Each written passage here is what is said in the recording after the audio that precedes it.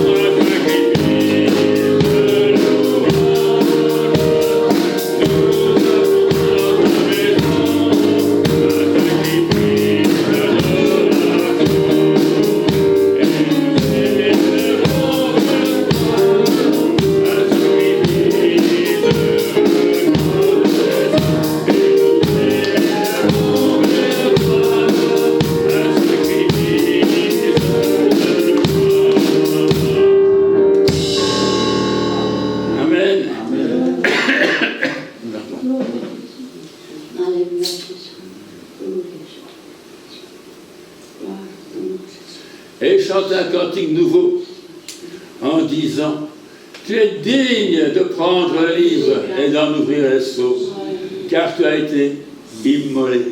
Et tu as racheté pour Dieu, par ton sang, des hommes de toute tribu, de toute langue, de tout peuple et de toute nation.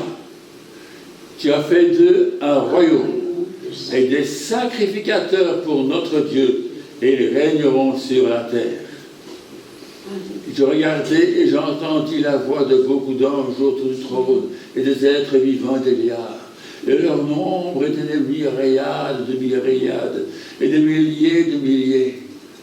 Ils disaient d'une voix forte, « L'agneau qui a été immolé est digne de recevoir la puissance, la richesse, la sagesse, la force, l'honneur, la gloire et la louange. » Alléluia. Alléluia. Je crois que les autres disaient Amen. Amen. Le verset n'est pas là. On va chanter le chant. La louange et la gloire, la sagesse, l'action de grâce, l'honneur, la puissance et la force soit à notre Dieu. Amen. La louange et la gloire,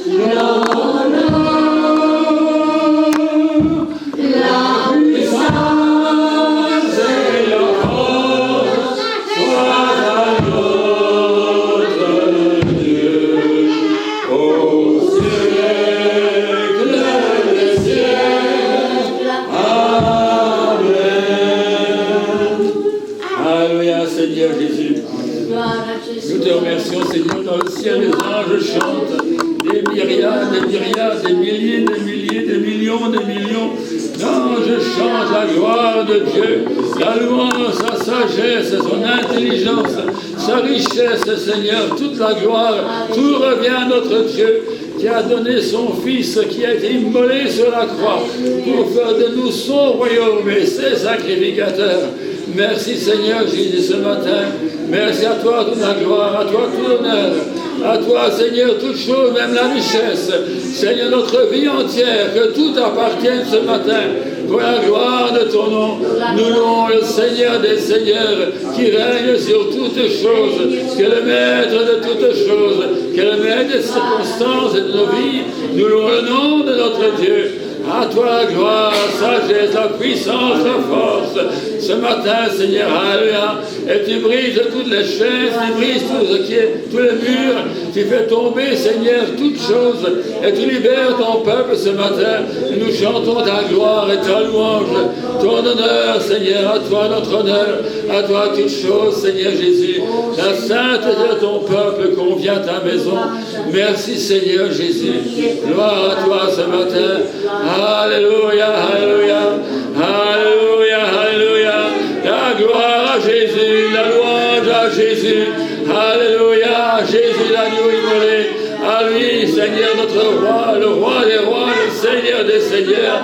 Merci, Seigneur, le créateur de toutes choses, qui a fait de nous ces créatures, ces nouvelles créatures. Merci, Seigneur Jésus, ce matin. Alléluia, Seigneur. Tout joyeux, nous bénissons le nom du Seigneur. Nous chantons avec les anges.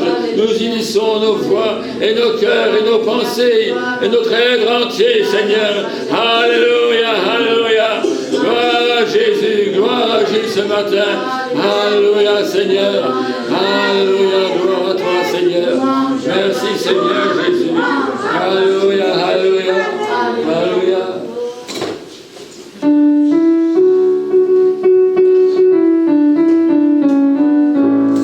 C'est si bon de marcher avec le Seigneur. C'est si bon de marcher avec le Seigneur. C'est si bon de marcher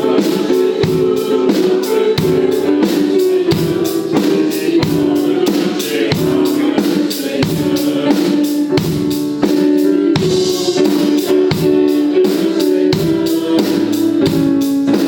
C'est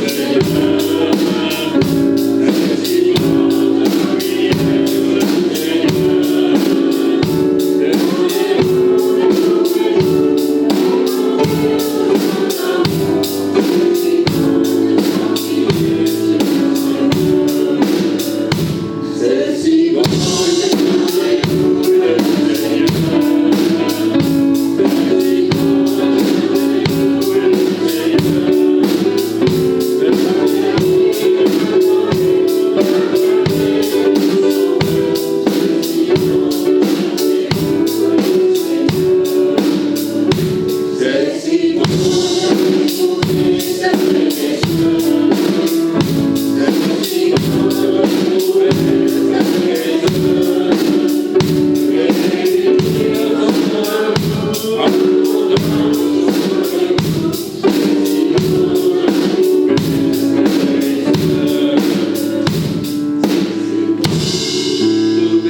de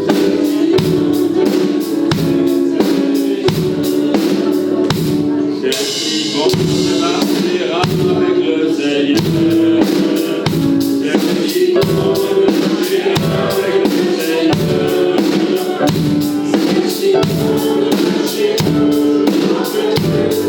Seigneur. C'est vrai, c'est bien de marcher avec le Seigneur dans les nuits, dans les troubles, dans les tempêtes, dans les marécages, de marcher avec le Seigneur dans le soleil, quand tout va bien, dans la paix, comme dans la guerre.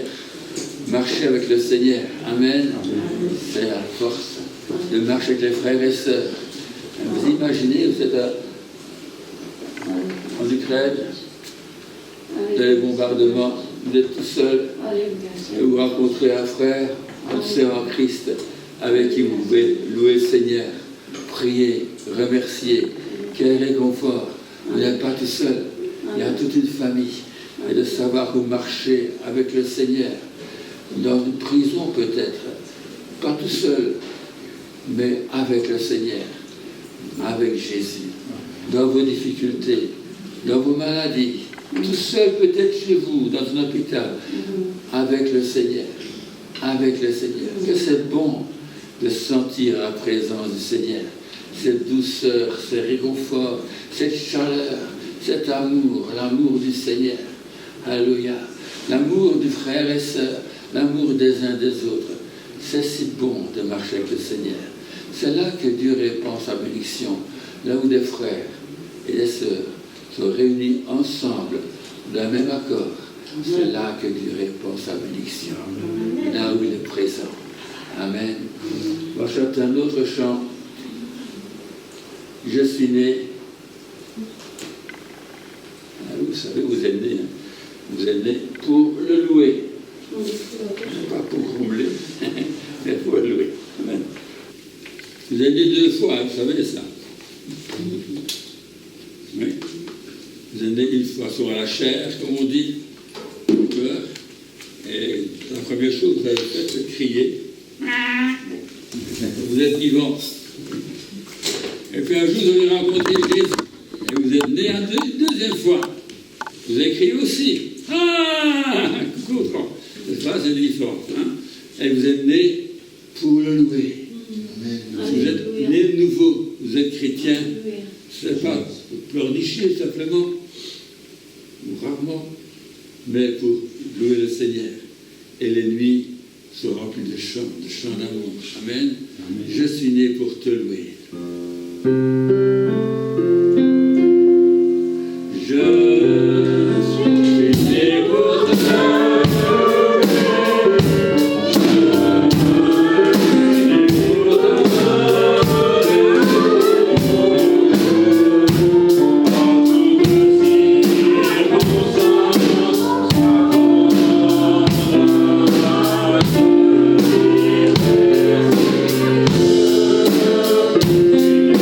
Yeah.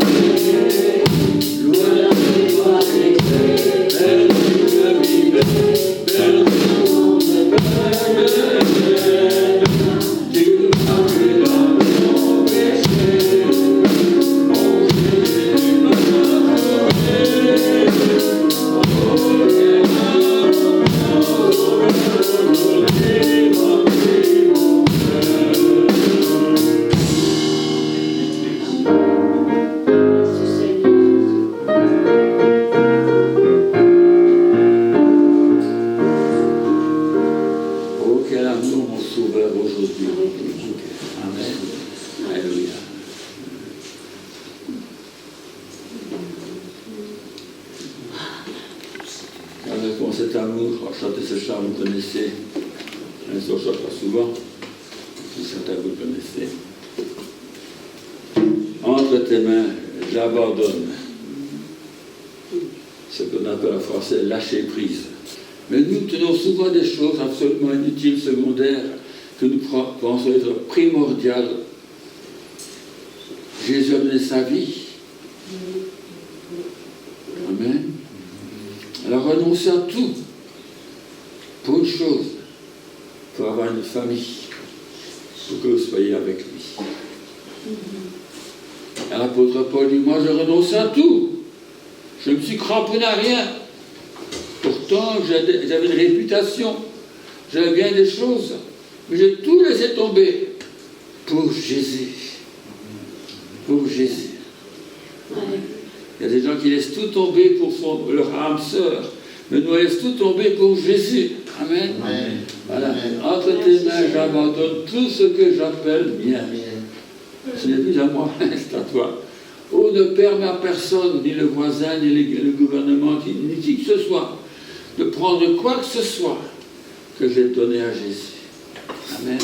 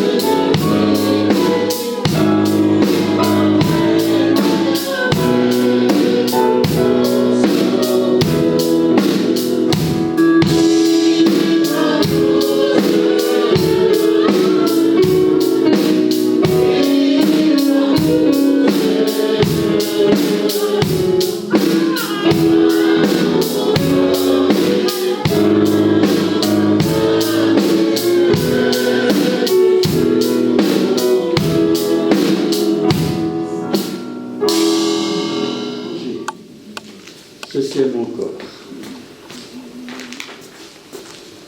Il prit ensuite une coupe, et après avoir rendu grâce, il la leur donna en disant, « Buvez-en tous, car ceci est mon sang, le sang de l'Alliance, qui est répandu pour plusieurs, pour la rémission des péchés. » Alors ce qui est extraordinaire, c'est que Jésus rend grâce. On rend beaucoup grâce dans le Nouveau Testament. En fait, chaque fois que Jésus prend du pain, il rend grâce. Qu'il soit avec les disciples d'Emmaüs ou qu'il soit ailleurs, il rend grâce. Et l'apôtre Paul nous enseigne qu'il faut toujours rendre grâce. J'espère que quand vous allez rentrer à la maison pour midi, Vous allez manger, vous allez rendre grâce au Seigneur. Merci. Merci, gâteau brûlé. Merci pour la nourriture. Amen. Rendre grâce. Et c'est bien de dire merci au Seigneur. Et Jésus a rendu grâce pour ce pain, pour son corps. Ça, c'est mon corps qui est brisé pour vous. Et rend grâce. Merci Dieu pour mon corps que je donne. Merci Jésus merci mon Dieu pour le sang que je donne.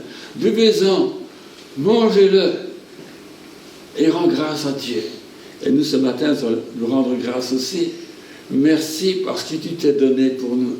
Merci pour ton corps qui a été brisé pour nous. Pour ton sang qui m'a lavé de tout péché.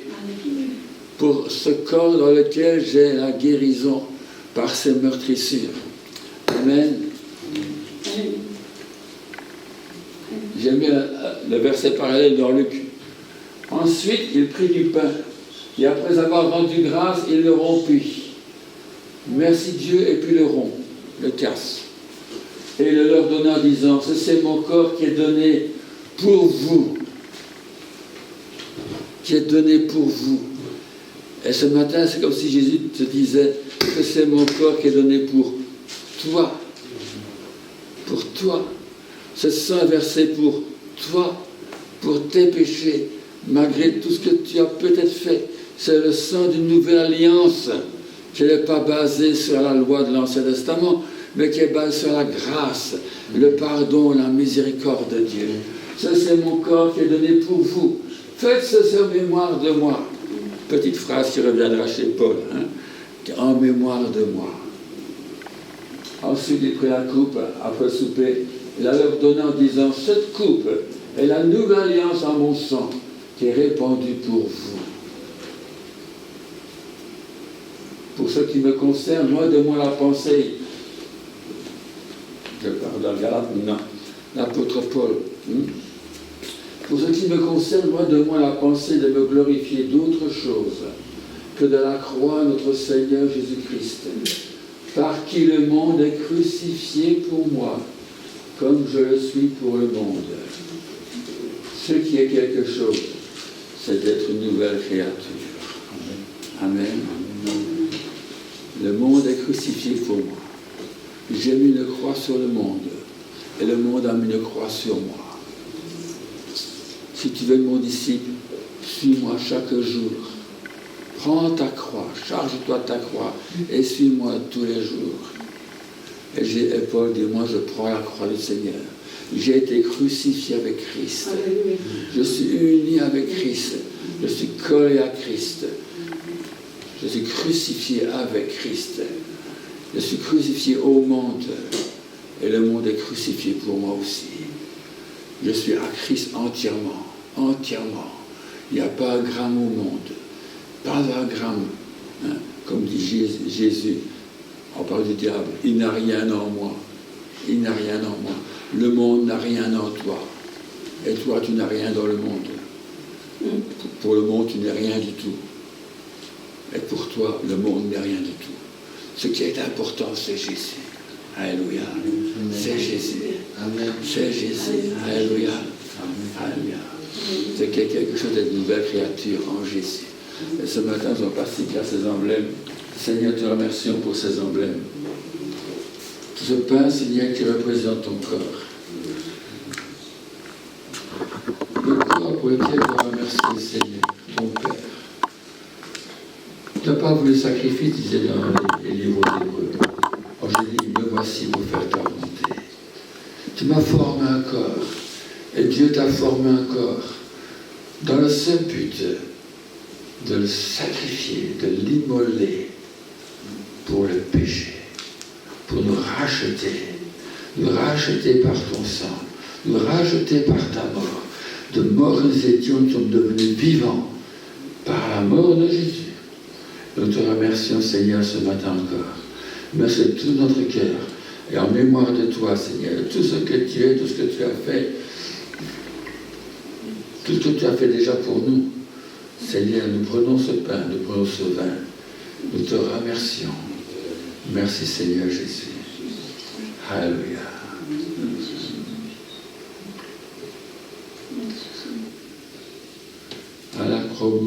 Sauveur. Je suis venu briser les douleurs. Là, son sang me purifia mon cœur. À son nom la gloire. Merci Seigneur. Amen. Amen.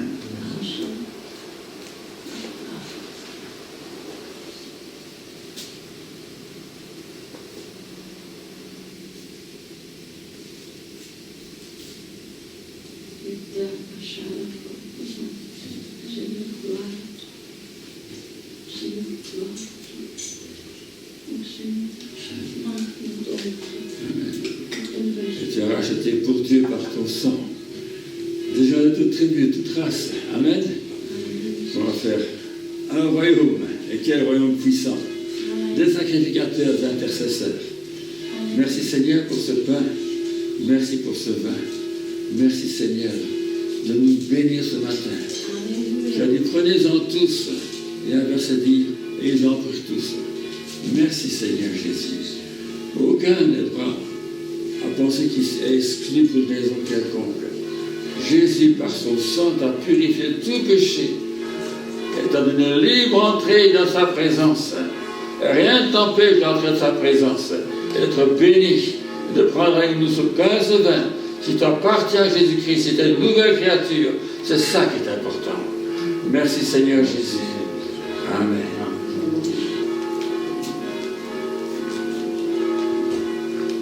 Bonjour, comment allez-vous? Comment ça va? Il y a un peu moins de gens parce que je pense qu'il y a des gens qui sont en vacances. Il y a peut-être des gens qui ont de la famille aussi qui vient. S'il y a de la famille qui vient, invitez-les à l'église. Hein? Oui ou non? D'accord? Même s'ils ne sont pas trop chrétiens, qui vont dans des églises différentes, ils seront peut-être contents d'apprendre quelque chose. Qu'est-ce que vous avez fait? Qui a congé? Qui a vacances? Qui a congé? Tout le monde? Je n'ai pas fini. Ah oui, c'est vrai que ceux qui sont au chômage, au CPS, que sais-je, ça ne change rien du tout. Ils ont quand même congé. Mais voilà, on est quand même content que ce soit l'été, nous. Oui, non. Et on est content que ce soit l'été. Et on a qui n'aiment pas trop, hein, parce qu'il y a beaucoup de pollen, il fait très chaud. À Blandine, ça va, toi? Ça va avec la chaleur, là, ça va? Merci Seigneur, ça va. Blandine, elle se plaint jamais trop, voilà. Mais on prie pour vous, hein, on pense à vous. Je sais que pour les personnes peut-être plus âgées ou qui ont de l'asthme ou des choses, c'est pas génial. Mais sinon, il y en a qui s'amusent bien. Les enfants, ils s'amusent bien, hein, les gars. Ils vont nager. Hein, et le petit, comment tu t'appelles? Comment tu aimes bien les vacances? Tu t'amuses bien? Mathéo aussi s'amuse bien, Mathéo, dans les vacances, voilà. Les miens, ils aiment bien de nager. Hein? Noah, il aime bien de nager. Joshua aime bien de s'asseoir sur le bord et de manger les gaufres pendant les autres nagent. Et donc Dieu a tout créé. Hein? Il a créé des saisons, les saisons passent, les saisons viennent, et puis on se plaint parce qu'il pleut trop, et puis on se rend compte que dans d'autres pays, il ne pleut pas assez. Et puis c'est une autre saison qui vient. Puis dans nos vies aussi, il y a des saisons différentes. Hein. Et voilà, il y a des saisons, on se dit plus quand je serai grand, quand je serai... Les enfants, ils disent quand je serai grand, quand je serai grand, quand je serai plus grand que toi, quand je serai plus grand que mamie, quand je serai plus grand que... Et puis on grandit, puis on se dit quand j'aurai un travail, quand je vais me marier. Puis les saisons passent. N'attendez pas pour donner votre vie à Jésus, entre parenthèses. Hein. Parce qu'il y a beaucoup de gens qui vivent leur vie comme ça. Hein. Quand ceci, alors je serai heureux. Et puis on arrive, on se marie, on a des enfants. Oui, mais quand les enfants seront grands, hein, et puis je pourrai un peu aller à la retraite, visiter Torremolinos et tout ça, eh bien alors je serai heureux. Hein. Et puis plus tard, mais voilà, profitez du moment présent et donnez votre vie à Jésus déjà maintenant. Et puis il n'est pas jamais trop tôt pour donner sa vie à Jésus. Hein. Dans la Bible, il est écrit « Laissez venir à moi les petits enfants, pas juste les grands, les petits. » Voilà, parce que le royaume de Dieu est pour ceux qui leur ressemblent. Donc c'est les grands qui doivent devenir comme des petits. Souvent, on dirait que les petits deviennent comme des grands. Hein. Jésus voudrait que les grands deviennent comme des petits, ça fait réfléchir quand même. Voilà, cette innocence, d'être cette insouciance, simplement de venir à Jésus, et puis c'est pas grave si ça dérange et que ça fait du bruit. Jésus est pris sur ses genoux, il bénit les enfants, et il aimerait bien que tout le monde vienne à lui comme ça, sans s'inquiéter des traditions et des coutumes et des bonnes façons de faire. Laissez venir à moi. Et puis cette foi, de croire que Jésus va répondre, comme les parents répondent, les amis, quand les parents qu'on demande, j'ai faim, je veux une tartine. D'ailleurs, c'est Jésus qui dit ça, vos parents, ils vous donnent des bonnes choses à ceux qui les lui demandent. Et voilà. Et donc Jésus aimerait bien qu'on vient à lui avec un cœur comme un enfant. Et puis on dépose, si on a des inquiétudes, on les dépose aux pieds de Jésus aussi. On dit, voilà Jésus, je suis inquiet ou inquiète de ceci ou cela, mais je te laisse tout, je t'abandonne tout. Entre tes mains, j'abandonne tout ce que j'appelle mien. C'est mes soucis aussi, mes soucis, mes problèmes, ma maladie. Je l'abandonne aux pieds de Jésus. Mais je dis maintenant, Seigneur, que personne n'en reprenne rien, surtout pas moi.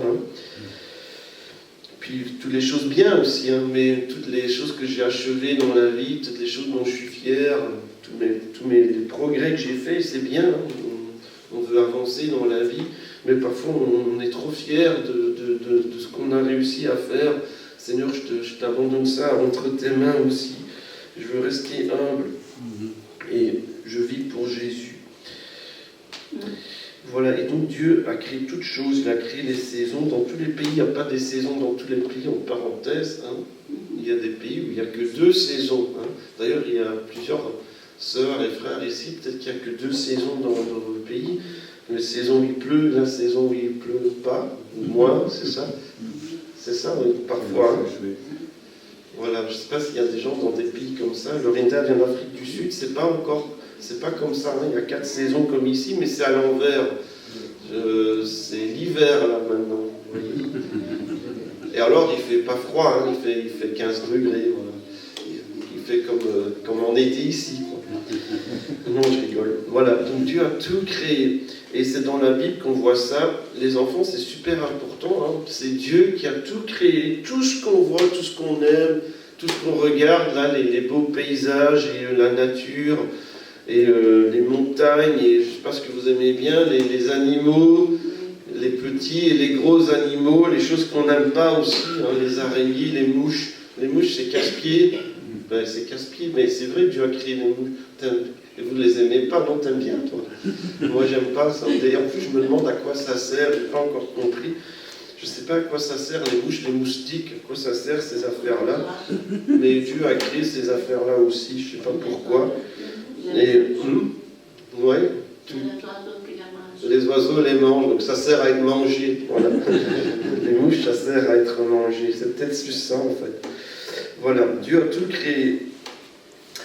Et quand il a créé les gens aussi, avec l'imagination, la créativité des gens qui font des choses extraordinaires, des sculptures, des peintures, des téléphones, des usines, des dessins animés, là, Pixar et tout ça, c'est quand même... Il faut être créatif quand même. Il y a des gens qui s'asseyent ensemble et disent qu'est-ce qu'on va faire? On va faire un dessin animé, ça s'appelait Toy Story, puis ils inventent tout un truc. Et ils reviennent encore avec des nouvelles histoires, ils en font plusieurs, les enfants aiment bien, tous les enfants dans le monde regardent. Voilà, Dieu a créé des gens, Dieu crée des humains qui sont créatifs, qui peuvent créer des choses, inventer des choses comme lui, mais tout ce qu'on crée, c'est à partir de choses qui existent déjà. Lui, il a créé hors de rien, il n'y avait rien du tout, et Dieu a créé tout ce qui existe. Et puis il nous a donné la capacité de créer des choses aussi. Et puis quand Dieu a fini de tout créer, il a même créé le temps qui passe, puisqu'il y a eu le soir, il y a eu le matin, il a créé le temps qui passe aussi. Et puis quand Dieu a fini de tout créer, le 7e jour, qu'est-ce que Dieu a fait? Qui sait? Il y a peut-être les enfants qui savent. D'ailleurs, tantôt le pasteur a demandé si on avait bien dormi. Moi, je me sentais encore endormi, hein. J'étais encore fatigué. Voilà, peut-être qu'il aurait dû dire qui est encore endormi, qui n'a pas fini de dormir. Mais il faut se réveiller, hein, les amis. Voilà. Et Dieu acheva au 7e jour son œuvre. Les enfants, qui sait ce qu'il a fait après? Et il se reposa au 7e jour de toute son œuvre qu'il avait faite. Donc il s'est reposé. Donc il y a un jour pour se reposer aussi. Et Dieu a béni le 7e jour. Donc il a dit, voilà, c'est un jour à part, il le sanctifia. On a dit, il y a plusieurs, on l'a dit souvent, hein, que saint, donc sanctifié, ça vient du mot saint, ça vient du mot sanctifié. Et saint, ça veut dire mis à part, hein, séparé, différent, donc pas comme les autres. Donc quand on dit les chrétiens sont saints, ça ne veut pas dire qu'ils ont fait des choses extraordinaires, des miracles, que certains sont peut-être vrais, mais certains sont un petit peu bizarres. Mais ça veut dire qu'ils sont mis à part, qu'ils sont à part, voilà. Ça ne veut pas dire qu'ils ont été super gentils et qu'ils ont été bons avec tout le monde, donc on va dire qu'ils sont saints. Non, ils sont à part, ils sont séparés, ils sont différents. Pourquoi? Parce qu'ils ont donné leur vie à Jésus. Donc ils ne sont pas comme les autres, parce que Jésus n'était pas comme les autres. Ils suivent Jésus. Donc un chrétien suit Jésus. Et Jésus est différent. D'ailleurs, les autres, les gens qui ne le croyaient pas en lui, l'ont rejeté, hein, ils l'ont crucifié. Dieu, mais il le sanctifia. Donc il y a un jour à part. C'est ça que ça veut dire. Il y a un jour qui est séparé des autres, qui est différent des autres. D'ailleurs, on ne sait pas si c'est le premier ou le dernier, c'est le 7e jour de la semaine. Est-ce que c'est la fin de la semaine, le début de la semaine? On dirait que c'est un peu les deux, hein, c'est la fin et le début en même temps. Parce que nous, on célèbre le dimanche, on dit que c'est un jour à part. Et c'est le jour du Seigneur, c'est ce qu'on dit, hein. Le jour du Seigneur, c'est un jour qui est à part. C'est pour ça que vous êtes venus ce matin. Je vous ai dit, c'est un jour qui est à part pour Dieu. Hein. Et c'est Dieu qui a décidé ça. C'est pas les hommes, c'est pas les humains ou l'Église qui a décidé. Il y aura un jour à part. Regardez, c'est Dieu qui a dit, qui a sanctifié. Peut-être que dans d'autres versions de la Bible, d'ailleurs, c'est un autre mot. Je regarde en vitesse. Dans la parole de vie que les enfants ont, qu'ils reçoivent à l'école de dimanche, il est écrit que Dieu a fait de ce jour un jour qui lui est réservé. Voilà, un jour qui est réservé à Dieu. C'est bien ça que ça veut dire. Hein. Voilà. Dans la Bible en français courant, on dit la même chose. Un jour qui lui est réservé. Voilà. Un jour réservé à Dieu, un jour sanctifié. Et vous voyez que c'est Dieu qui a institué ça, c'est Dieu qui a inventé ça. Donc il a créé tout ce qui existe, et puis il a créé qu'il y aurait un jour qui serait pour lui, qui serait à part, qui serait différent de tous les autres, qui serait séparé de tous les autres dieux, parce que ce serait un jour pour Dieu, réservé à Dieu. Et tous les autres jours on travaille, c'est quand même pas mal, 6 jours pour nous, pour faire ce qu'on veut, pour travailler, pour faire s'occuper de tout ce qu'on veut s'occuper, et un seul jour pour Dieu. On va dire qu'il demande trop, hein, quand même, c'est pas trop demandé, c'est Dieu quand même. Il ne demande qu'un jour. Un jour, parce qu'en ce jour, il s'est reposé de toute son œuvre qu'il avait créée en la faisant. C'est bizarre qu'il l'a créée en la faisant, hein. Donc tout ce que Dieu a créé, puis un jour, c'est pas parce que Dieu s'est reposé qu'il ne fait plus rien, parenthèse, hein, parce qu'il y a peut-être des gens qui disent, et ailleurs, il y a dans l'histoire des gens qui ont eu ça, hein, vous avez peut-être entendu ça, hein, même les enfants, vous dites peut-être que les enfants, des fois, ils posent des bonnes questions, que les adultes, ils n'y pensent même pas. Si Dieu s'est reposé le 7e jour, est-ce qu'il s'est réveillé ou est-ce qu'il dort toujours, hein? Non, c'est pas ça, hein.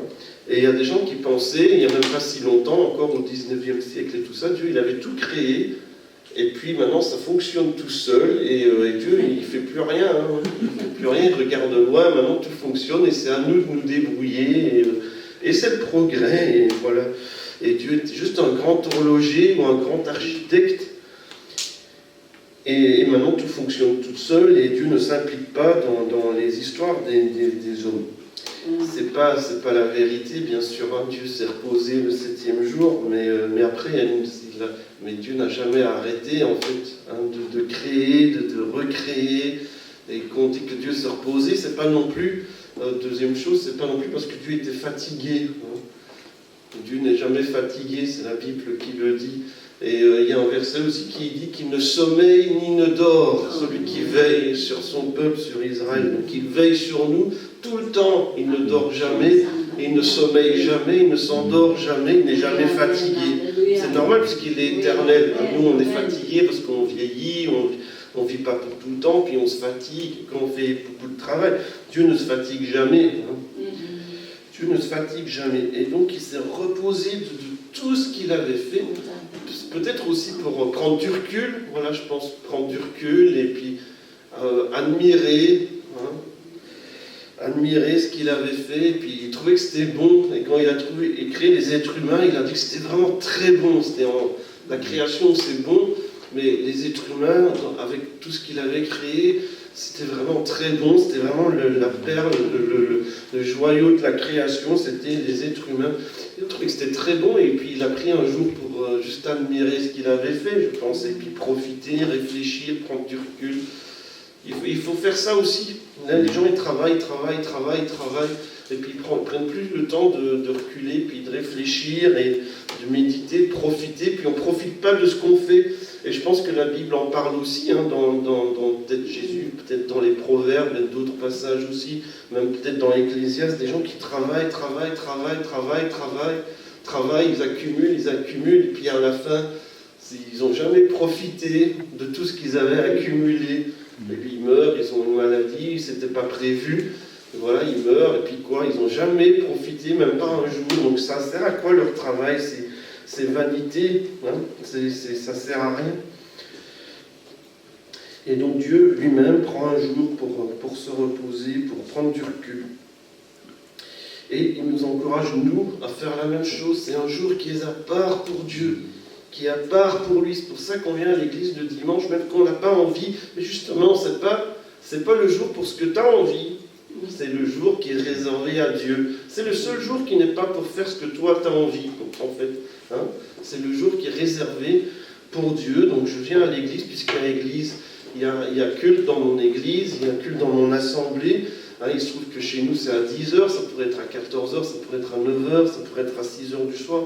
Il y a un culte dans mon église, c'est le jour du Seigneur, donc j'y vais.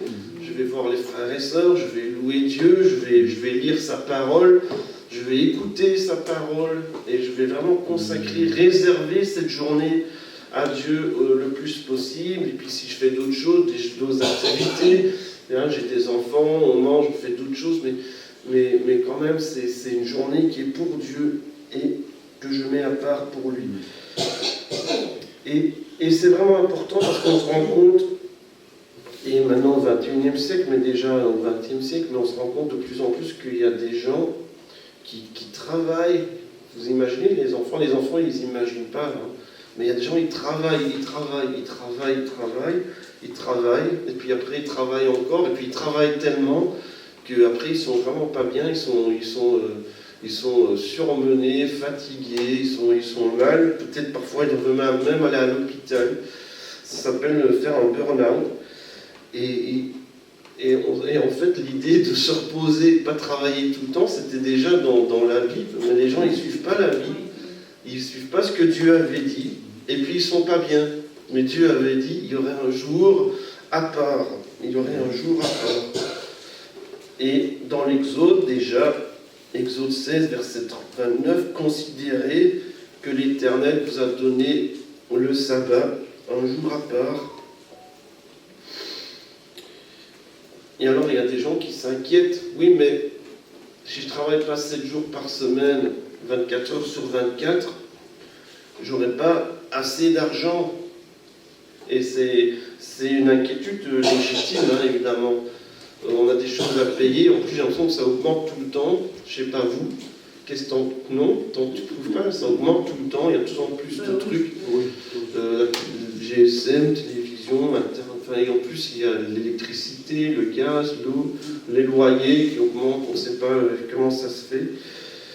Tout le temps, tout augmente, il n'y a rien qui diminue, quand ça diminue, il n'y a rien qui diminue par contre, mais quand ça augmente, ça augmente. Et donc évidemment les chrétiens, ils ont besoin aussi d'argent, de payer de leurs factures, et un jour de travail en moins dans certains emplois, ça devient compliqué. Et même en travaillant tout le temps, on a peut-être encore du mal à quand même payer les choses. Hein. Il y a des gens qui travaillent tout le temps, mais c'est compliqué. Hein. Et puis en plus, il faut payer les études, les enfants, l'excursion, le club de foot, et ninana, et toutes sortes d'autres choses. Ça devient compliqué.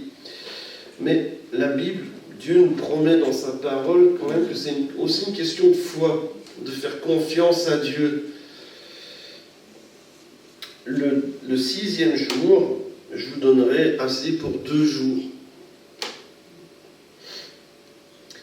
Voilà. Donc c'est une question de faire confiance à Dieu. Je vais quand même réserver un jour pour Dieu. Je vais quand même garder un jour à part pour Dieu. Et je crois que dans les 6 jours autres, il va me donner autant, c'est peut-être même plus que quand je ne réservais pas de jours pour Dieu. Parce qu'il y a des histoires comme ça, j'ai entendu des histoires de gens qui travaillaient tout le temps, des hommes d'affaires, des femmes d'affaires qui travaillaient, puis ils ont décidé d'un peu ralentir, de passer Ils ne venaient pas à l'église, parce qu'ils étaient tout le temps occupés. Ton mari, qu'est-ce que mon mari travaille tout le temps. Et puis ils ont décidé de réserver un jour pour Dieu. Et bien ils ont eu autant, peut-être même plus qu'avant. Voilà. C'est pourquoi il vous donne au 6e jour de la nourriture pour 2 jours. Que chacun reste à sa place, que personne ne sorte du lieu où il est au 7e jour. Et le peuple se reposa le 7e jour. Je pense que c'est important, ça, c'est une question même de non seulement d'honorer Dieu, de reconnaître qui il est. On a parlé de la création tantôt, vous vous souvenez, mais il faut quand même un jour pour réaliser, pour se rappeler, et on a besoin de se rappeler tout le temps parce qu'on oublie vite. Hein. C'est pour ça que dans la Bible, il y a des versets qui sont répétés tout le temps, c'est parce que nous, on oublie. Hein. Donc toutes les semaines, on se rappelle qu'en fait, c'est Dieu qui nous a créés. On appartient à Dieu, on appartient à lui, on n'appartient pas à nous, j'appartiens à lui. Et donc j'abandonne, peut-être toutes les semaines, j'abandonne entre ses mains tout ce que j'appelle mien. C'est lui le Créateur, c'est lui le Seigneur, c'est lui le Roi. Et on doit s'en rappeler encore et encore et encore. Et on a besoin de s'en rappeler. Mais c'est aussi qu'on se rend compte que pour la santé des gens, on a besoin de déconnecter, de prendre du recul. Et même Dieu, et lui c'était pas pour sa santé, mais même Dieu a pris du recul et le 7e jour a admiré son travail et a profité de ce qu'il avait fait. Et donc, je pense que les gens, beaucoup de gens seraient en meilleure santé s'ils prenaient du recul et de se dire, je vais me prendre un jour, pas pour courir partout, un jour, pas pour...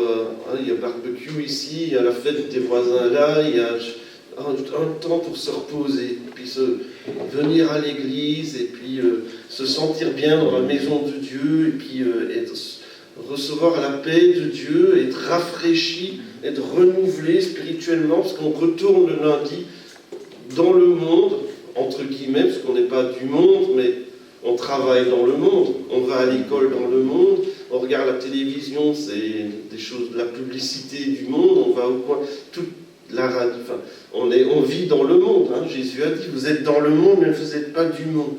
Et on a besoin de revenir, se ressourcer, se renouveler, se rafraîchir, se recharger avant de refaire face aux choses du monde. Hein. Et sinon, on risque de devenir influencé. Vous ne croyez pas qu'on pourrait devenir comme ça influencé par des choses et se tromper de chemin ou simplement devenir fatigué, peut-être un peu perdre la foi, peut-être même se reposer, garder un jour pour Dieu. Et dans notre santé, dans nos émotions, on a besoin d'un jour pour s'arrêter aussi et dire, voilà, je veux juste profiter, peut-être me promener, regarder la nature, ou passer du temps avec des gens sympas qui sont chrétiens aussi, et puis venir à l'église, penser à Dieu. Et figurez-vous que ça fait partie des commandements. On connaît un peu les 10 commandements. Hein. Parfois, les chrétiens savent bien. On ne sait peut-être pas tout le temps tous les citer, hein, honnêtement. Mais dans les 10 commandements, Et en plus, ça a l'air d'être le plus long, en fait. Mais dans les 10 commandements, ça fait partie. Donc on sait bien, tu ne vas pas tuer. Vous saviez ça, hein? Tu ne tueras pas, tu ne voleras pas, même pas les finances, hein, ou la TVA. Tu ne tueras pas, tu ne voleras pas, tu ne mentiras pas.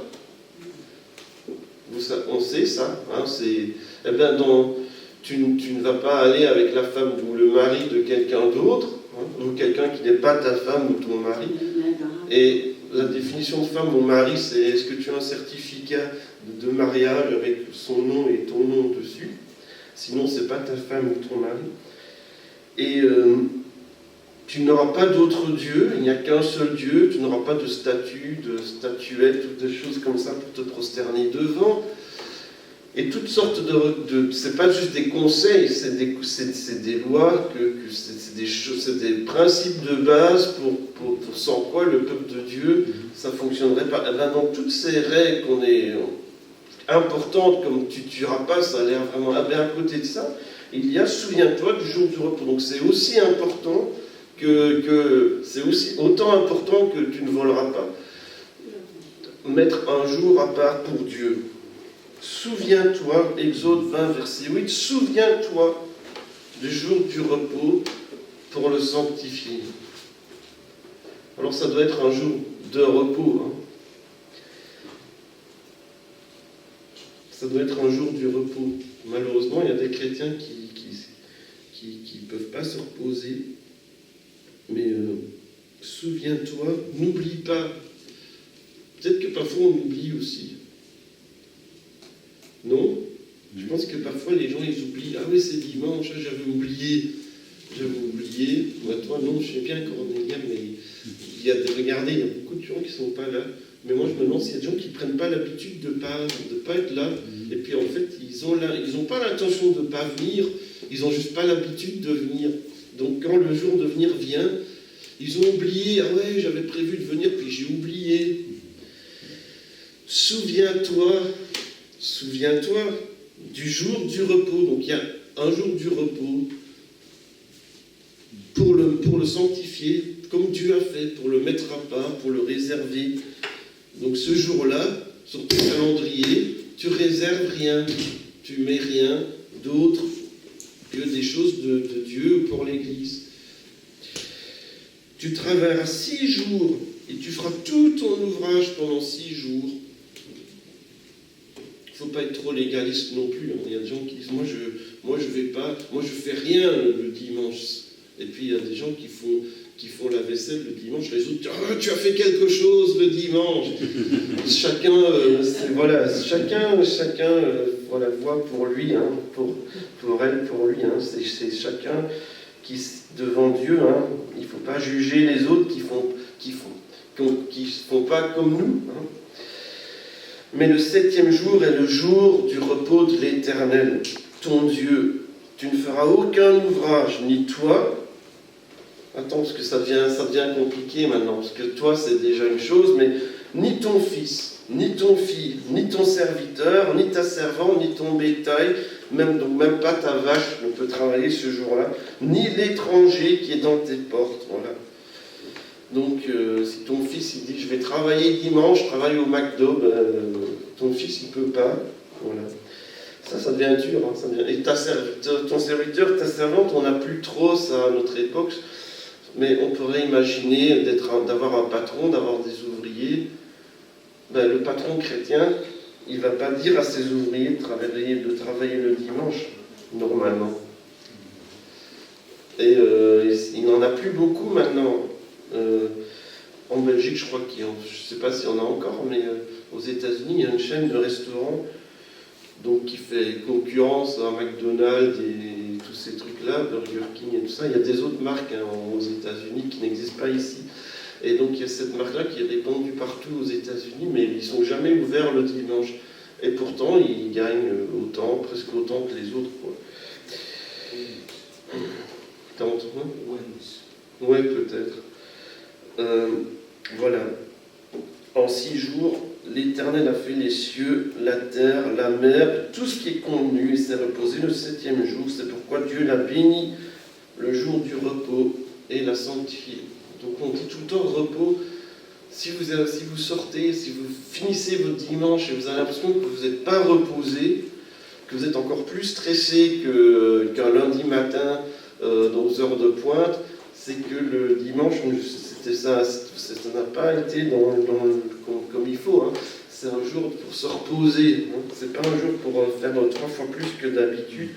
Et alors ça, on se rend compte que il y a des pasteurs, des missionnaires, des gens qui sont dans le ministère qui se rendent compte que c'est compliqué parce que ici ça va, on est une petite église, on est sympa, on n'est pas beaucoup et c'est bien. Enfin, c'est pas bien d'être pas beaucoup, mais il y a des avantages d'être pas trop grand. Mais il y a des grandes églises où il y a 4-5 cultes le dimanche. Ben, le pasteur, il n'a pas l'impression que c'est un jour de repos. Hein. Il prêche peut-être 2-3 fois. Il y a plein de choses à gérer. C'est une grande église, etc. Bon, c'est pas reposant. Hein. Et si on n'arrête pas, on peut être vraiment fatigué et on entend beaucoup souvent parler de pasteurs qui sont vraiment fatigués. Mais moi, des fois, j'entends des pasteurs qui disent « Moi, je ne sais pas me reposer le dimanche, mais du coup, je choisis un autre jour. Parce que le dimanche, c'est pas possible, parce que à l'église, il y a beaucoup de choses. Mais je choisis un autre jour. Mais ça, c'est exceptionnel. Hein. Voilà, il faut de toute façon un jour pour s'arrêter et penser à Dieu. Et se renouveler, se restaurer, venir dans la présence de Dieu. Seigneur, je viens dans ta présence. Et puis je veux rencontrer les frères et sœurs. Et je me sens bien. Hein, je me sens bien près de toi, dans ta présence. Il y a un psaume que les chrétiens aiment beaucoup. C'est le psaume 23. Des fois, on ne le lit même plus parce qu'on a l'impression que tout le monde le connaît, qu'on le lit tout le temps. Mais en fait, je pense que c'est un des plus beaux passages de la Bible dont il y a le plus de choses à dire. Enfin, moi, chaque fois que je le lis, je pense à des autres choses tout le temps. L'Éternel est mon berger, je ne manquerai de rien. Donc Dieu va pourvoir à tous tes besoins. Je ne manquerai de rien. Dieu va pourvoir. Dieu va pourvoir. Tu ne vas pas manquer de quoi que ce soit. Donc fais taire ces voix qui disent si tu travailles pas autant, si tu fais pas autant, si tu cours pas autant, tu vas manquer de ceci, tu vas manquer de cela. La Bible dit, l'Éternel est mon berger, je ne manquerai de rien. De rien. Il me fait reposer dans de verts pâturages. Il n'est pas écrit, il me fait courir partout. Je suis super stressé, mais bon, j'ai distribué plein de prospectus, j'ai prié pendant 10 heures, j'ai fait 52 prédications, j'ai visité toutes sortes de trucs, et puis je suis stressé, j'ai couru par... Non, il me fait reposer. Il me fait reposer dans de verts pâturages. Ça ne veut pas dire qu'on ne fait rien. Ça veut dire qu'on fait des choses, mais on est reposé quand même, parce que la paix de Dieu, hein, la paix de Dieu, dit Paul, qui surpasse l'intelligence, nous garde tout le temps en Jésus. Et même au milieu des activités, et au milieu de notre travail, et au milieu de tout ce que l'on doit faire, de tous nos emplois du temps, nos responsabilités. Les enfants, ils n'ont pas beaucoup de responsabilités, d'emploi du temps pour l'instant dans les vacances, hein, sauf... jouer, dormir, nager, je sais pas, faire du vélo, mais voilà. Mais dans tout ce que je fais, eh bien, mon cœur est reposé parce que je suis connecté à Jésus. Mais pour ça, il faut toujours revenir dans la présence de Dieu. Il me dirige près des eaux paisibles, pas des eaux tumultueuses, mais des eaux paisibles. C'est calme, c'est paisible. Donc il ne va pas être abrupt, hein, il va être calme, il va être doux avec moi, le Seigneur. Hein. Ça va être des eaux paisibles, il ne va pas me stresser. Il restaure mon âme. Et ça, je pense que c'est peut-être une des choses que le monde a le plus besoin aujourd'hui. les âmes qui ont besoin d'être restaurées. Restaurer, c'est comme quand vous allez au restaurant. Vous avez bien mangé, vous êtes restauré. Il restaure mon âme, il renouvelle mon âme, il renouvelle mes forces, il rafraîchit mon âme. Je suis maintenant prêt à nouveau à repartir. Il recharge mes batteries. Mais j'ai l'impression que c'est quand même voilà, mon âme. Et les gens, j'ai l'impression que c'est ce que les gens peut-être ont plus besoin. De venir dans la présence de Dieu et que leur âme soit restaurée, que leur âme soit rafraîchie. Et on aimerait bien que ce soit quand même le but, que ce soit ce qu'ils découvrent dans l'Église et auprès des chrétiens. Voilà, quand je suis venu dans l'Église, je ne savais même pas que il y a des gens qui ne savent même pas qu'on a une âme, hein, ils ne croient pas qu'on a une âme. Je suis venu dans l'Église et j'avais l'impression d'être restauré, d'être renouvelé, d'être rafraîchi, j'étais bien. Il restaure mon âme et je ne savais même pas que c'était possible, que ça existait peut-être, mais voilà, mais c'était ça que j'avais besoin. Il me conduit dans les sentiers de la justice. Donc quand Dieu me conduit, ce sera sur la route qui me conduit, il y aura la justice, ce sera juste. Pas juste à cause de moi ou de mes efforts ou de mon mérite, mais à cause de son nom. À cause de son nom, parce que qu'est-ce que les gens vont dire sur Dieu s'il ne me conduit pas dans les bons endroits? Quand je marche dans la vallée de l'ombre de la mort, donc ça arrive. Parfois ça arrive, parfois c'est pas les vallées tranquilles, les sentiers de justice, les verts pâturages, parfois c'est la vallée de l'ombre de la mort. Donc ça fait peur, on est inquiet, justement on est stressé, ça peut arriver, on a des nouvelles vraiment, on a peur peut-être de ce qui va arriver, et la Bible ne condamne pas les gens qui ont peur, parce que ça, on voit bien, ça existe. Quand je marche dans la vallée de l'ombre de la mort, je suis peut-être désespéré, je suis peut-être découragé, peut-être même déprimé. Ça existe dans la Bible, hein. Je peux vous citer plusieurs. Hein. Il y a Élie, par exemple, il n'était pas bien, Élie. Quand le Seigneur a dû venir quand même le nourrir, il disait « Prends mon âme, donc tue-moi, fini, j'en ai marre de vivre. » C'est loin quand même pour un prophète de Dieu. Eh bien, il se sentait comme ça aussi. Il se sentait comme ça, j'en ai marre, je ne veux plus vivre. De toute façon, ça ne sert à rien. Et puis Dieu est venu l'encourager, le restaurer, justement. Quand je marche dans la vallée de l'ombre de la mort, je ne crains aucun mal, car tu es avec moi.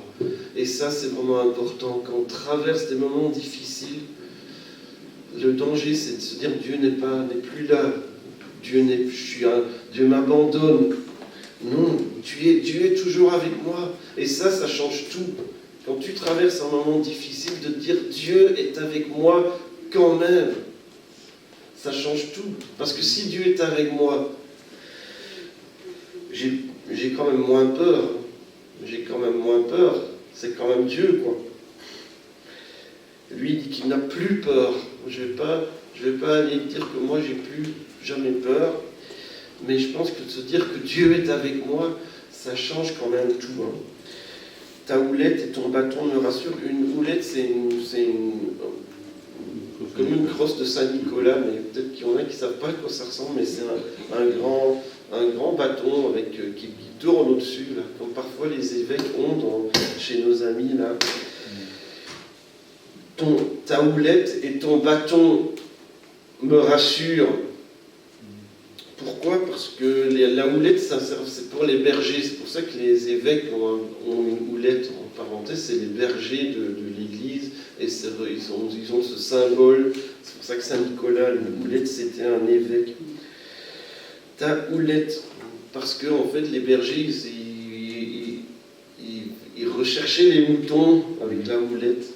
Donc même si tu t'éloignais de la présence de Dieu, alors que tu traverses des vallées d'ombre de la mort, donc tu as l'impression que la mort plane, et même si tu t'éloignes, Dieu, avec sa houlette, il peut encore quand même venir te rechercher. Donc, ça, c'est rassurant aussi. Et le bâton, c'est pour taper, c'est pas pour te taper. Peut-être que si. Des fois, on a besoin d'être corrigé, non, d'être discipliné aussi. Mais je pense que c'est aussi pour taper les ennemis, pour faire fuir les loups qui voudraient attaquer les moutons. Peut-être que le berger les tape, les frappe. Le bâton, moi je suis rassuré parce que mon berger, il est capable de me rechercher quand je m'éloigne du troupeau, parce que l'église c'est un troupeau. Et malheureusement, il y en a qui s'éloignent du troupeau, mais le berger essaie toujours de les ramener, de les rechercher. C'est tout un travail parce qu'il y en a qu'on a à peine ramenés qui sont déjà repartis. Et il y a des moutons comme ça. Vous êtes bien, vous êtes tout le temps là, mais il y a des moutons qu'on va peut-être les ramener et puis après ils sont à nouveau plus là. Il faut encore essayer de faire qu'ils reviennent. Et puis parfois il faut les laisser un peu tout seuls. Et puis quand ils ont compris après ils vont peut-être crier à Dieu, puis on va pouvoir les ramener encore. Voilà. Ta houlette et ton bâton me rassurent, parce que Dieu est plus grand que nos ennemis, il est vainqueur, il est plus que vainqueur. Et donc voilà, on peut continuer de lire à la maison, mais il dresse devant moi une table en face de mes adversaires. Donc il y a des gens qui s'opposent à moi. Il y a peut-être des gens qui se moquent, il y a des gens qui essayent de m'empêcher d'avoir les papiers ou la promotion ou ce dont j'aurais besoin, qui empêchent Dieu de pourvoir à tous mes besoins peut-être. Et moi j'ai peur parce qu'il y a des gens influents peut-être qui s'opposent à moi. Eh bien, Dieu dresse une table devant eux. Et donc c'est humiliant pour eux parce que moi je suis béni. Je suis béni, il dresse pour moi une table en face de mes adversaires, donc ils voient que Dieu me bénit et qu'il pourvoit à tout et que moi j'ai une table que Dieu dresse devant moi et eux ils voient ça. Tu oins d'huile ma tête. Dans la Bible, l'onction c'était pour les prêtres, pour les rois, pour les gens qui étaient mis à part justement, qui étaient réservés, qui étaient sanctifiés pour Dieu. Donc non seulement Dieu nous appelle à réserver un jour pour lui, mais il nous appelle à nous-mêmes être réservé pour lui. Je veux être réservé pour Dieu. Je veux une mise à part pour Dieu. Tu oins d'huile ma tête. Donc il y a cette onction de Dieu qui coule sur nos vies. L'huile dans la Bible, ça fait penser au Saint-Esprit aussi. Le Saint-Esprit qui est venu sur les apôtres le jour de la Pentecôte. Et on peut dire qu'il y a oint les apôtres. Que le Saint-Esprit nous remplisse. Et qu'on soit toujours rempli de son esprit, de l'onction de Dieu. Ma coupe déborde, c'est aussi un signe de bénédiction. On a une coupe donc il y a toujours, elle est toujours remplie, et non seulement ça, mais ça déborde. Donc Dieu veut bénir ses enfants. Et la conclusion qui est vraiment positive, oui. Donc il ne dit pas qu'il n'y aura jamais d'ennui si on croit en Jésus, bien au contraire, il parle de la vallée de l'ombre de la mort, donc d'être dans des situations où on croit qu'on va mourir. C'est sérieux. Mais quand même, oui, je sais une chose, le bonheur et la grâce m'accompagneront tous les jours de ma vie. Quoi qu'il arrive, j'aurai toujours la grâce de Dieu. Et à cause de ça, je serai toujours heureux. Parce que le bonheur, c'est de connaître Dieu, non ? Le bonheur, c'est de connaître Jésus. C'est pas les disciples qui disent ça à un moment donné. Le bonheur, c'est de te connaître ou quelque chose comme ça. La vie, c'est de connaître Jésus. Et c'est de connaître Dieu. Et tout ce qui est bon, c'est dans la Bible, c'est dans Jacques, ceux qui connaissent bien. Tout ce qui est bon, tout ce qui est parfait vient de Dieu. Le bonheur et la grâce m'accompagneront tous les jours de ma vie parce que j'aurai toujours Dieu. Et d'ailleurs, il dit, j'habiterai dans la maison de l'Éternel jusqu'à la fin de mes jours. Donc lui, il ne veut même pas se contenter de réserver un jour pour Dieu. Lui, il va vivre dans la présence de Dieu un jour il va venir dans la maison de Dieu, mais toute la semaine, même quand ce n'est pas le jour du Seigneur, je vais habiter dans la maison de l'Éternel tous les jours, jusqu'à la fin de mes jours, je vais y habiter. Donc je vais faire ma maison dans la présence de Dieu. Donc ça veut dire que je ne vais pas me contenter juste du dimanche. Je vais réserver un jour pour Dieu, mais je vais aller au-delà de ça tous les jours. Tous les jours, je vais habiter dans la présence de Dieu. Je vais vivre dans la présence de Dieu. Je vais chercher la présence de Dieu. L'Éternel est mon... Il restaure mon âme. Il me fait reposer près des eaux paisibles. Donc on se rend compte qu'on en a besoin. On en a besoin tous les jours. Pas juste le dimanche, en fait, finalement. On se réjouit d'être dimanche. C'est le jour qu'on a mis à part pour Dieu. Mais finalement, j'ai l'impression que même que si on passe du temps dans la présence de Dieu que le dimanche, et si on est restauré que le dimanche, qu'en fait, c'est peut-être pas suffisant non plus. On a besoin de revenir encore et d'être rafraîchi encore et d'avoir cette onction de Dieu, cette pluie de Dieu qui coule sur nos vies, sinon nos cœurs deviennent secs. Et on a vraiment besoin que Dieu nous touche, que Dieu nous parle, que Dieu nous transforme, que Dieu nous renouvelle. Encore et encore. Et Jésus, dans un autre passage, il invite les gens à venir. Il dit, venez à moi. Je cherche pour Lucien dans Matthieu 11, 28. Venez à moi. C'est Jésus qui parle, c'est pas moi c'est pas venez à moi, venez à Jésus. D'ailleurs, quand on vient à l'église, c'est aussi pour venir à Jésus.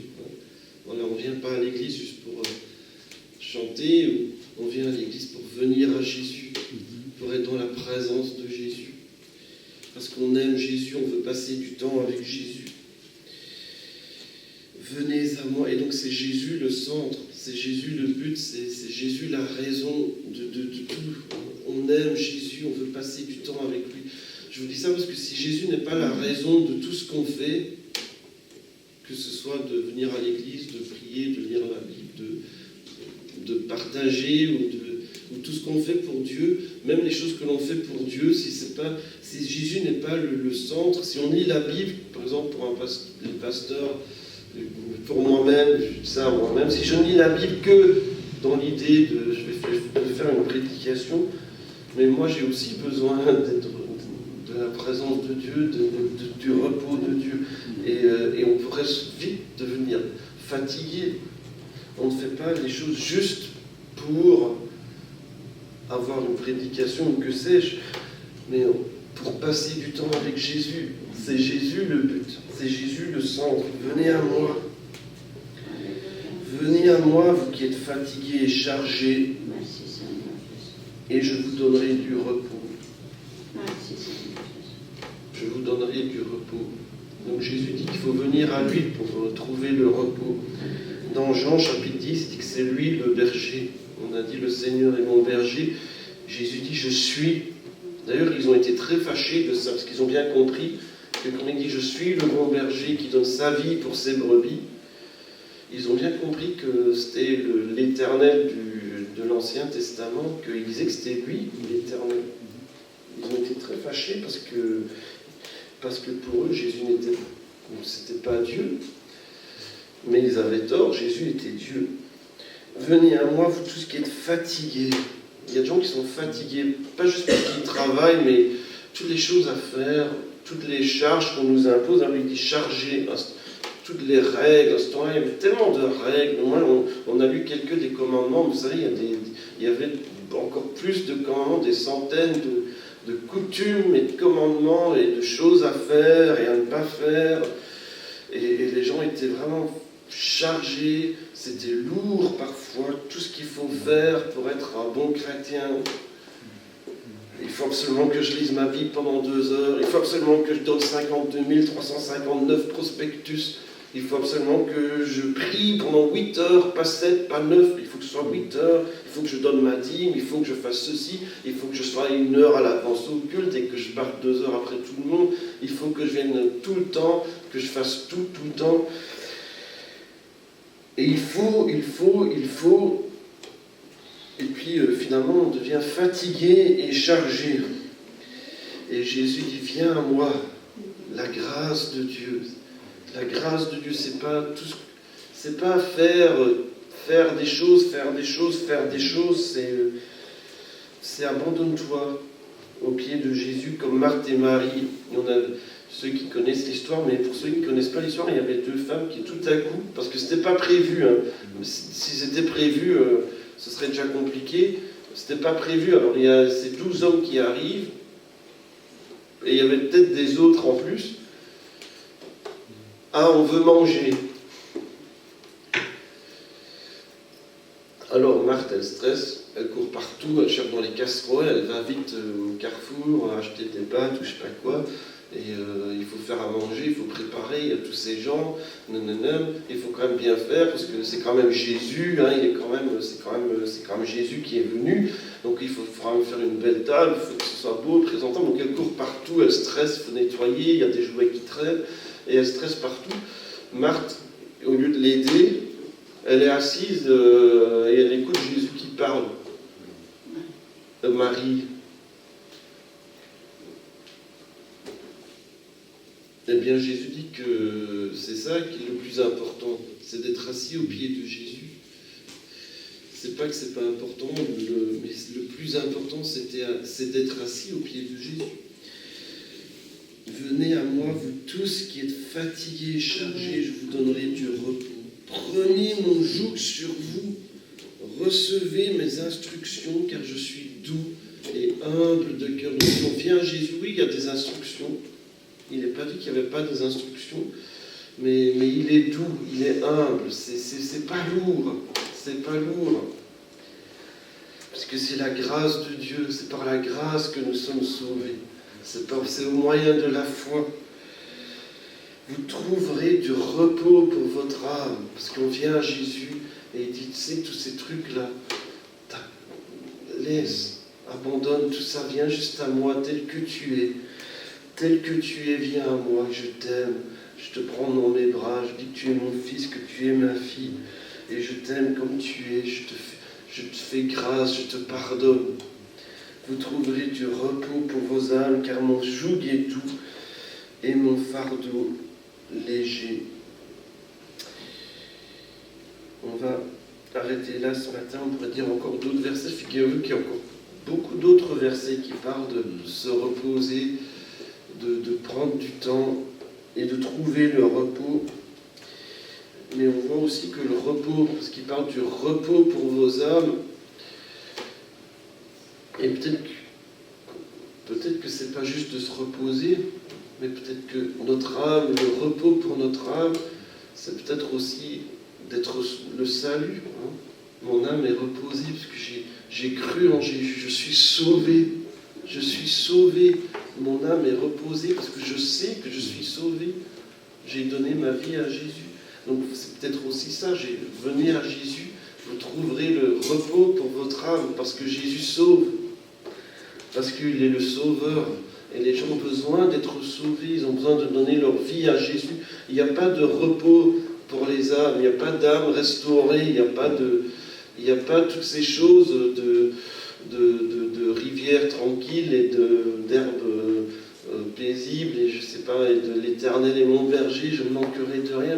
Mais il faut encore que l'Éternel soit mon berger, que j'ai donné ma vie à Jésus.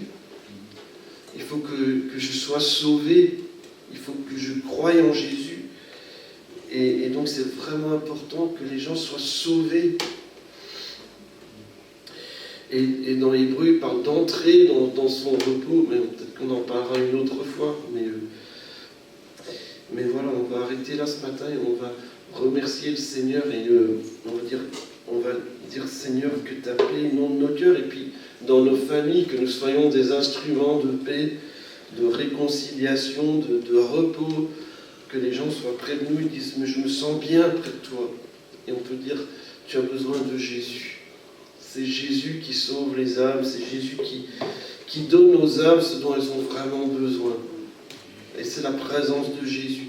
Et en tant que chrétien, qu'on y revienne encore et encore et encore. J'ai besoin de la présence de Jésus. Vous savez que même Jésus, je ne crois pas que j'ai indiqué ce verset, mais en fait peut-être que si. Même Jésus revenait tout le temps dans la présence de Dieu. Voilà, Luc 5, versets 15 à 16. Jésus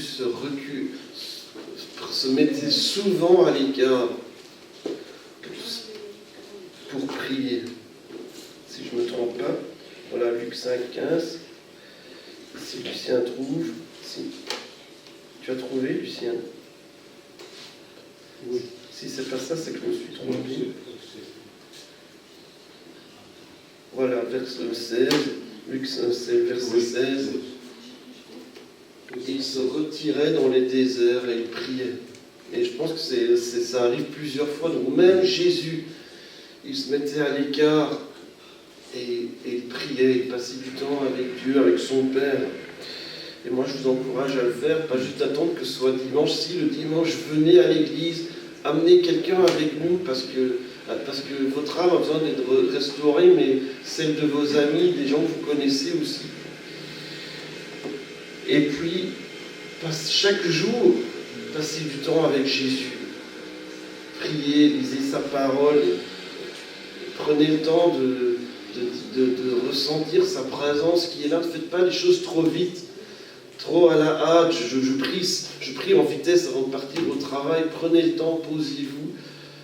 Dieu est là, Dieu veut me parler. Qu'est-ce qu'il dit? Qu'est-ce qui est écrit dans sa parole? On va prier pour terminer. Peut-être que 2 ou 3, je vais prier. Si 2 ou 3 veulent prier aussi, voilà, sentez-vous libre.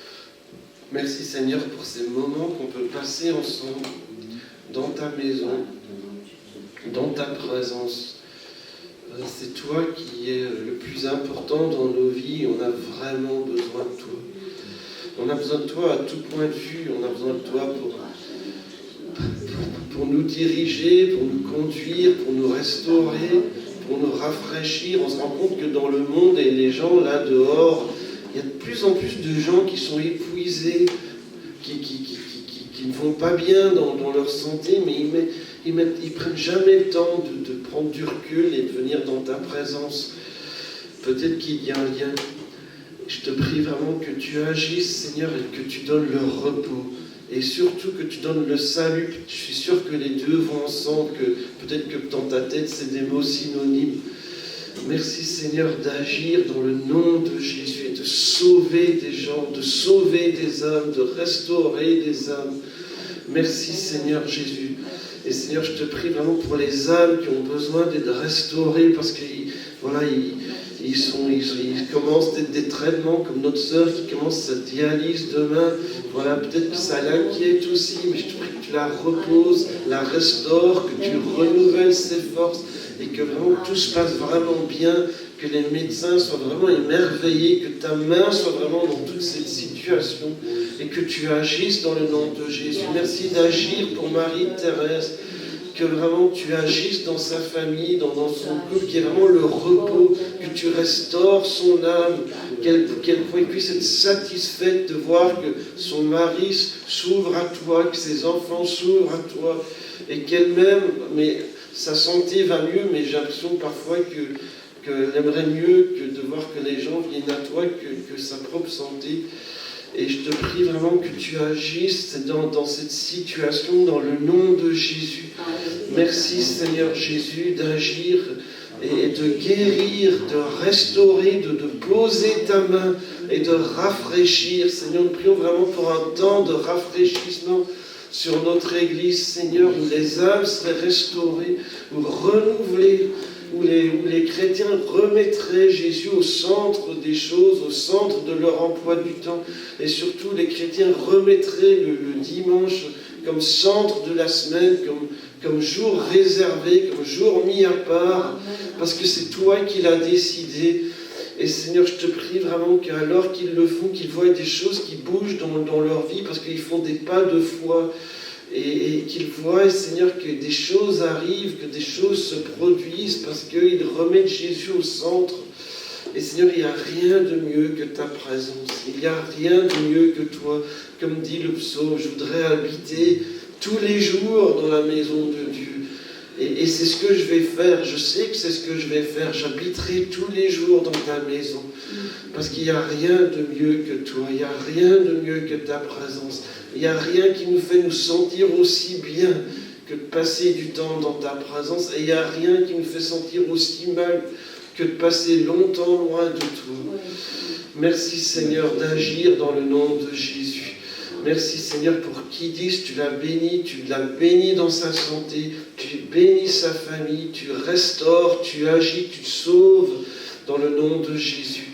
Et pour les autres, pour qui sont en vacances ou qui ont de la famille, Seigneur, que vraiment tu agisses, que ces moments de juillet, août, on parle souvent de vacances, de repos, mais c'est peut-être pas les vacances pour tout le monde, mais que ce soit des temps de renouvellement. Et surtout de renouvellement spirituel, de rafraîchissement spirituel, de retour à Dieu, de remettre Jésus au centre, j'allais dire de remettre l'Église au centre du village, mais de remettre les choses dans le bon ordre, de remettre les choses dans la bonne priorité, peut-être de recadrer, peut-être de nous corriger si tu as besoin, de nous rechercher avec ta houlette si on s'était un peu éloigné, on ne sait où. Merci parce que tu ne nous abandonnes jamais, tu ne nous laisses jamais tomber. Merci Seigneur qu'il y ait vraiment un vent de rafraîchissement qui souffle sur notre pays. On ne sait pas ce qui va se passer avec les élections, peut-être que ce sera bien, peut-être que ce ne sera pas bien, mais qu'il y ait un vent de rafraîchissement spirituel sur ce pays qui souffle du nord, du sud, de l'est, de l'ouest, et que les âmes soient restaurées, que les âmes trouvent leur repos en Jésus, dans le nom de Jésus. Pour tous ces gens qui stressent, qui courent, qui ont des problèmes de santé mentale aussi, d'émotion. Seigneur, je te prie vraiment qu'ils puissent trouver leur repos en Jésus, la paix en Jésus, la paix qui surpasse l'intelligence, parce qu'on a déposé nos fardeaux aux pieds du Seigneur. Merci Seigneur Jésus, parce que quoi qu'il arrive, tu seras toujours là, tu seras toujours mon refuge, mon abri, ma forteresse, mon rocher, mon bouclier, celui en qui je trouve un abri. Merci Seigneur Jésus pour tout ce que tu fais. Amen. 2, 3 peuvent dire merci ou louer ou prier comme vous voulez, brièvement. Tu as dit dans ta parole, Seigneur, venez à moi, vous tous qui vous êtes fatigués et chargés, je vous donnerai tout repos, Seigneur. Que cet repos sera plein aussi, Seigneur Jésus. Que ce ne sera pas de partout, Seigneur. Seigneur, dans le nom de Jésus. Alléluia, que tout ce qui va arriver avec Dieu, et on peut faire tout, Seigneur Jésus. Merci, Seigneur. Merci, Seigneur, que tu es son berger, Seigneur. Tu es son appui, Seigneur Dieu. Merci. Dans le nom de Jésus, je prie, Seigneur. Amen.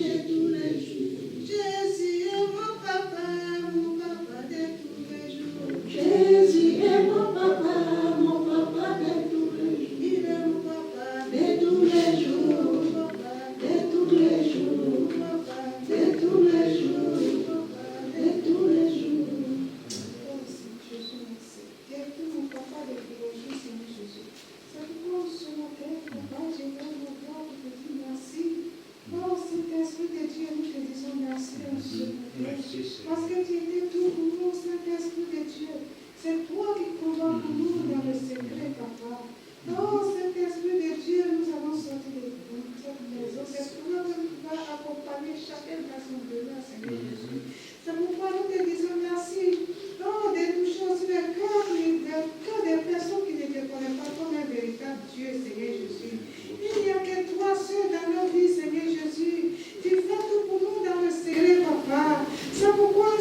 Père, nous sommes géniaux pour te dire merci, Seigneur Jésus-Christ de Nazareth. Oh, Saint-Esprit de Dieu, nous voulons te dire merci de tout ce que tu fais pour nous, dans le nom du Seigneur Jésus, qui a été notre papa de tous les jours. Merci, au nom de Jésus. Amen.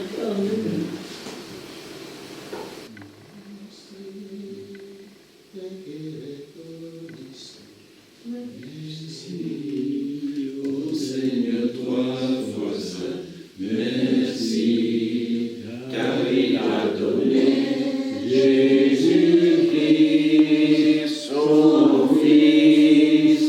Merci d'un cœur reconnaissant, merci, ô Seigneur, toi, voisin, merci, car il a donné Jésus-Christ, son Fils.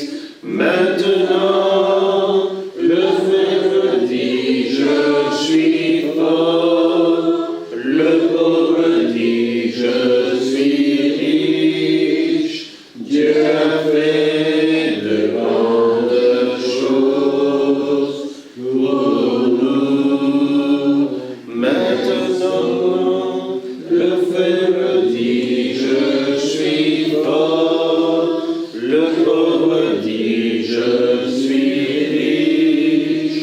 Dieu a fait de grandes choses pour nous. Merci. Merci Seigneur Jésus-Christ pour ce temps. Merci pour ton amour, merci pour ta grâce et ta fidélité. Merci au Père de gloire, Papa, parce que tu es là, Seigneur. À chaque instant, Seigneur, oh Dieu, c'est toi qui nous conduis. Et Seigneur, pourquoi ne pas, Seigneur, te louer? Pourquoi ne pas t'exalter? Pourquoi ne pas être reconnaissant, Seigneur, pour l'œuvre sabbatique sur la croix, Seigneur, ô Père de gloire, parce que nous avons célébré la Sainte Seine, Seigneur, Père de gloire. Oui, en souvenir, en mémoire de toi seul, Seigneur, ô Jésus. Merci, Seigneur, parce que tu es grand et redoutable. Nous te rendons gloire, nous t'exaltons et nous te disons merci. Merci, Seigneur. Amen. Merci au nom de Jésus.